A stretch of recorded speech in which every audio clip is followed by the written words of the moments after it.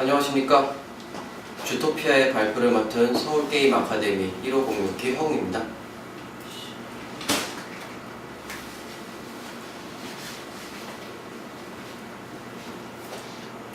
주토피아는 동물과 함께할 수 있는 작은 공간이라는 컨셉으로 만들어진 게임입니다.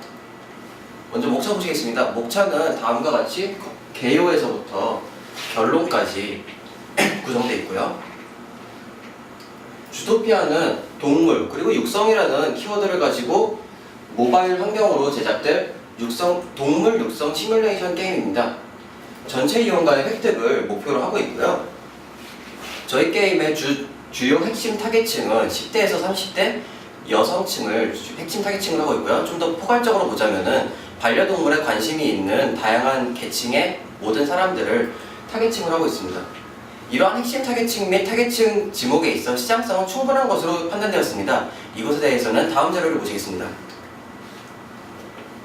보시면은 현재 모바일 시장이 급속도로 확대되고 있다 보니까 한국의 경우 약 13억 7천만 달러, 우리 돈으로 하면 약 1조 4천억 원에 달하는 시장 규모를 가지고 있는 것으로 조사됐습니다. 특히 한국 같은 경우에는 한 달에 1인당 모바일 게임에 지불하는 지불액이 27달러 정도로 세계 2위를 기록하고 있는 것으로 조사되었습니다.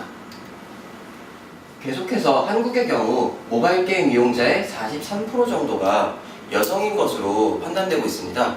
이는 기존 게임 시장에서 남녀 성비를 7대3, 심한 경우에는 8대2 정도로 판단했던 걸 고려해 본다면은 여성 게임 이용 인구가 확실하게 급증했다는 것을 나타내고 있습니다. 또한 반려동물이라는 소재에 관해서도 마찬가지인데요. 지금 보고 계신 화면은 2010년에 조사된 한국 반려동물 관련 시장 규모 전망입니다. 2016년을 볼 때 지금 이 표에는 이 표 기준으로 2조 2,900억 원 정도의 시장 규모로 예상을 했는데요. 실제 현재 반려동물 시장은 약 3억 원 정도로 추산되고 있습니다. 예상보다도 급증했고 이 급증한 성장세는 앞으로도 계속될 예정입니다. 이를 토대로 저희는 패스트 분석과 수학 분석을 진행해 봤는데요. 우선 패스트 분석을 해보면은 앞서 말씀드린 경제적 환경, 사회문화적 환경, 인구 통계적 환경 외에도 제도적으로 국가에서도 이제 게임의 어떤 정보성이나 교육성을 강화하는 것을 굉장히 장려를 하고 있고요. 기술적으로도 닌텐도스와 같은 기존 게임이 있기 때문에 이 게임을 통해서 벤치마킹을 받을 수 있으면은 저희가 기술 개발적 플로우를 획득할 수 있기 때문에 충분히 가능성이 있다고 여겨집니다. 또한 수학 분석을 했을 때 비록 이런 약점들과 위협이 있긴 하지만 이런 약점과 위협은 강점을 강화하고 약점을 보완하는 것으로서 충분히 극복 가능하다고 저희들은 예상했습니다. 이상으로 시장 분석을 마치고 게임 설명을 시작하겠습니다. 본 게임은 최고의 동물 사육사가 되는 것을 목적으로 합니다. 이를 위해서 플레이어는 다양한 동물들의 사육 정보를 습득하고 또 체험하게 됩니다. 실제 동물을 기르는 것에는 다양한 장애물이 수반됩니다. 당장 저만 해도 같은 집안에 강아지와 함께 있으면은 개털알레르기 때문에 10분 되기 이전에 골방으로 제가 격리가 돼야 되는데요. 주토피아는 이러한 장애를 가지고 있는 분들에게 게임을 통해서 어떤 자신이 애완동물을, 반려동물을 기를 수 있는 작은 공간을 제공함으로써 일종의 대리만족을 드리고자 합니다. 이러한 대리만족을 드리기 위해서 저희 게임에서는 현실감을 굉장히 중요시했는데요. 가령 예를 들어서 쓰다듬는 것을 좋아하는 강아지는 쓰다듬으면은 게임 내 수치인 호감도가 상승하지만 귀찮은 것을 싫어하는 고양이의 경우에는 쓰다듬으면은 오히려 호감도가 떨어지는 방식입니다. 이러한 현실감을 강화하기 위해서 저희들은 이런 전문가의 자문을 통해서 실제 동물의 육성 정보를 게임의 형태로 제공하고자 합니다. 이를 통해서 정보와 재미를 한 번에 제공하는 것이 가능할 거라고 예상했습니다. 주토피아는 동물을 좋아하지만 동물을 기를 여건이 되지 않는 청년이 동물원에서 애니멀 브리더 아르바이트를 제안받는 데서 시작합니다. 이러한 환경을 통해서 플레이어는 시나리오적으로 최고의 사육사가 되겠다는 목적과 이를 위해서 다양한 동물과 함께 하기 위해서 어떤 자격을 취득하는 것을 목적으로 삼게 됩니다. 본 게임은 동물들에 대한 현실적인 육성 방법을 토대로 동물들을 양육하는 것을 핵심 특징을 하고 있습니다. 이는 동물 사육의 간접 체험이라는 재미 요소를 극대화하는데 주요한 요소가 될 것이라고 예측됩니다. 다음은 본 게임의 핵심 시스템인 호감도 시스템입니다. 호감도는 동물과 플레이어 사이의 친밀도와 동물의 성장률을 한데 묶어서 나타내는 시스템인데요. 플레이어는 퀘스트를 통해서 호감도를 높임으로써 게임을 플레이하는 것이 가능합니다. 보호해주는 화면은 방 시스템입니다. 게임의 주가 되는 동물원을 통해서 플레이어가 성장하고 플레이어와 함께 호감도가 최대치가 된 동물들을 마이룸 기능을 통해 마이룸에서 지속적으로 게임의 흐름과 상관없이 양육하는 것이 가능해집니다. 다음은 도감 시스템입니다. 도감은 화면상에 있는 메인 UI를 통해서 현재 맵상 어디에 있든 간에 상관없이 바로바로 접속하는 게 가능하고요. 보시게 되면은 현재까지 양육한 동물들이나 혹은 마이룸에서 길러왔던 동물들을 앨범의 형태로 제공합니다. 그리고 그 앨범의 사진을 탭하시면은 보시는 것과 같이 그 탭한 동물의 세부 정보가 나타나게 됩니다. 계속해서 게임의 플레이 방법입니다.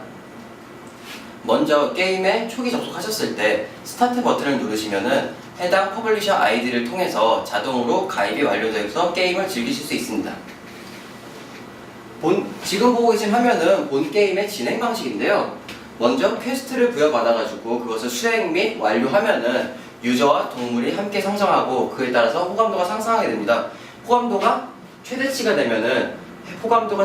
된 동물을 분양받거나 아니면 다음 동물의 브리딩으로 넘어가게 돼서 다시 처음으로 돌아와서 퀘스트를 부여받게 됩니다.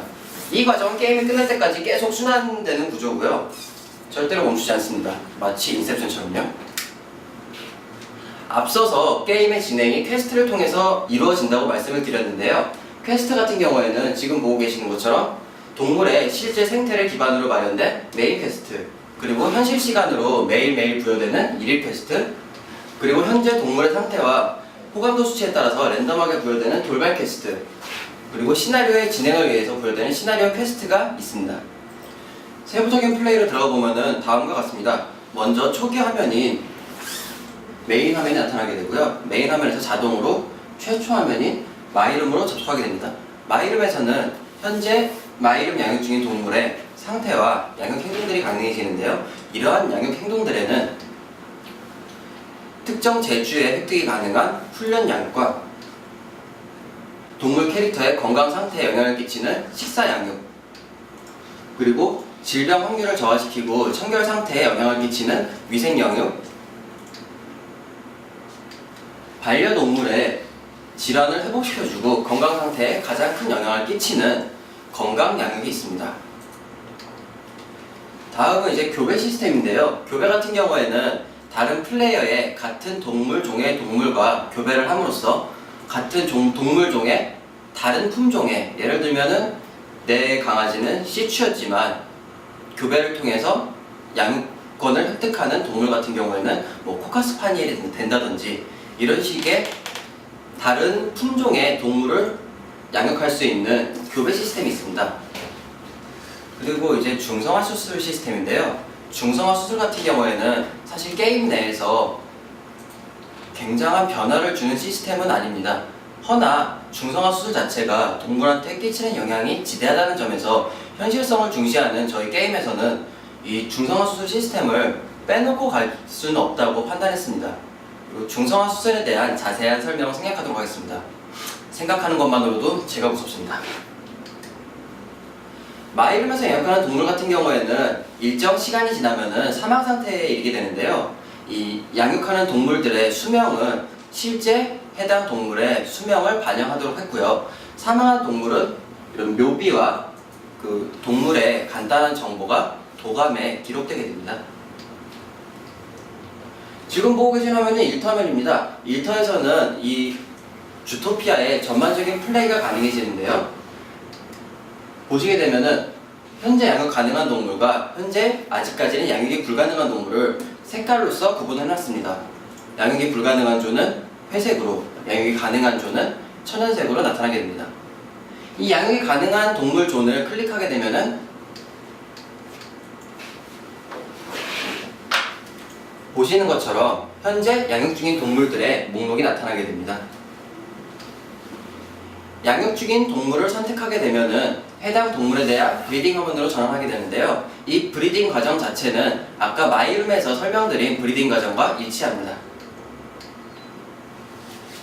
브리딩을 통해서 호감도 수치가 최대치에 도달하게 되면은 분양을 받을 수 있다고 아까 설명드렸는데요. 이 분양을 통해서 마이룸에서 자신이 분양받은 동물의 관리가 가능해집니다. 조작 방법 같은 경우에는 확대와 터치, 슬라이드라는 기존의 모바일 게임에서 사용하고 있는 방식을 차용했는데요. 이는 플레이어들이 조작 방법에 한해서는 저희 게임에 대한 진입 장벽을 최대한 낮추는 효과를 가지고 올 수 있다고 판단했습니다. 다음은 가장 중요한 유료화 시스템입니다. 저희가 생각한 유료화 아이템은 먼저 호감도를 쉽게 향상시켜주는 호감도 향상 아이템, 그리고 게임 내에서 시간이 걸리는 퀘스트들의 시간을 단축시켜주는 시간 단축 아이템, 교배를 통해서 새로운 애완동물을 입양하는 것이 가능하다고 말씀드렸는데요. 이러한 SNS적인 시스템이 아니더라도 새로운 품종의 동물을 양육하고 싶어하는 분들을 위한 애완동물 가챠 아이템, 그리고 애완동물을 꾸며주는 분들을 위한 애완동물 치장 아이템들을 생각하고 있습니다. 게임 종료 방법입니다. 게임의 종료는 화면 UI에 나타나 있는 설정 버튼 내부에 있는 메뉴를 통해서 게임을 종료하거나 이제 디바이스에 있는 뒤로 가기 버튼을 연속 태핑하는 것으로 게임을 종료할 수 있습니다. 본 게임은 여건상의 이유로 애완동물을 기를 수 없는 현대인들에게 언제라도 어디서라도 애완동물을 기를 수 있는 장소를 제공해 줄 수 있는 데서 그 의의를 가지고 재미를 줄 수 있다고 생각합니다. 지금까지 주토피아의 발표를 맡은 허웅이었습니다. 감사합니다.